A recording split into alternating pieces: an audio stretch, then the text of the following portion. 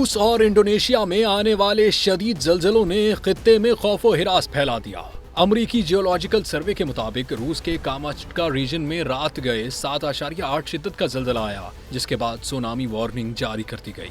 जलजले की गहराई सिर्फ 10 किलोमीटर थी, जिससे खतरनाक आफ्टर शॉक्स का खदशा मजीद बढ़ गया है। ये जलजला रवां साल 29 जुलाई को आने वाले 8.8 शिद्दत के जलजले का आफ्टर शॉक बताया जा रहा है। ताहाल किसी बड़े नुकसान की इत्तला तो नहीं मिली, मगर मकामी आबादी शदीद खौफ का शिकार है। इसी तरह इंडोनेशिया के सूबे पापुआ में भी 6.1 शिद्दत का जलजला आया, जिसका मरकज नबायर शहर के करीब था। जलजले से कई इमारतें मुतासिर हुई, एयरपोर्ट की खिड़कियों के शीशे टूट गए और एक सरकारी दफ्तर की छत गिर गई। नेशनल डिजास्टर एजेंसी के मुताबिक एक पुल को भी नुकसान पहुंचा, जबकि बिजली और टेलीकम्युनिकेशन नेटवर्क मुअत्तल हो गए। अब तक 50 आफ्टर शॉक्स महसूस किए जा चुके हैं, जिससे सूरत हाल मजीद तशवीशनाक हो गई है।